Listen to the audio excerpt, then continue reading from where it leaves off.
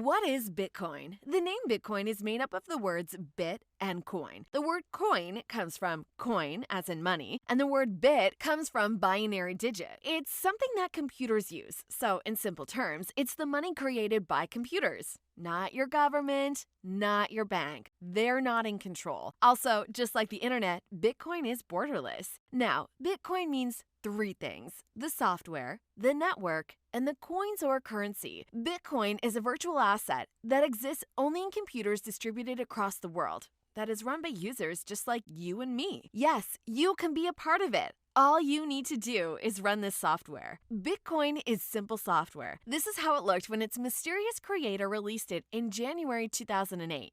Now, the latest version looks something like this. For the class project, we're going to run a full network node. Download Bitcoin Core software. It is available for Windows, Linux, and Mac. Before proceeding, make sure your device has enough space to store the Bitcoin blockchain. This is the current size of the Bitcoin blockchain, and it keeps growing constantly. If your computer doesn't have enough space, connect an external hard drive and specify your hard drive as your data directory. A node is a computer that is running Bitcoin Core software. It is also called a peer. A node, or a peer, that runs Bitcoin Core software connects to other nodes/peers directly in a peer-to-peer system without any central server.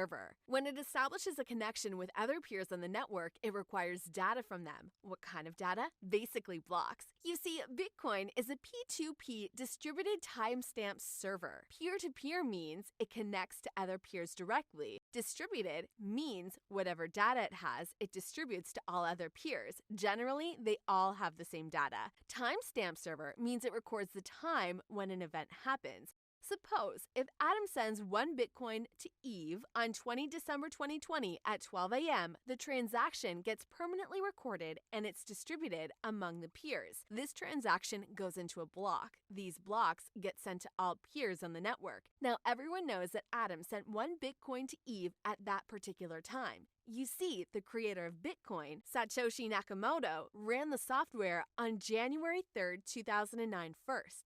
How do we know it? It's open for everyone to see. The software downloads the blocks from other computers running Bitcoin Core, also called peers. These blocks contain transaction data that happened from the creation of Bitcoin, January 3, 2009. By running Bitcoin, you agree to its rules, that this is the current supply of Bitcoins, and that the transactions are irreversible. We all know that computers understand machine language, binary zeros and ones. Everything starts with 0, so does the Bitcoin block. Block 0 is also called a Genesis block.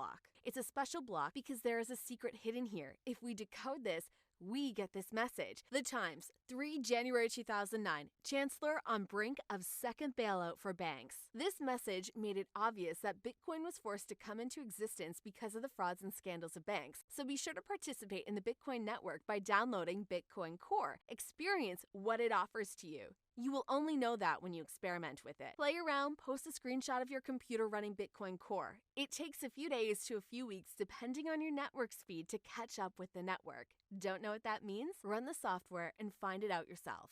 Congrats! You know what Bitcoin is. Be mindful, take a break, digest the information, and come back later for the next lesson. Thank you for your time.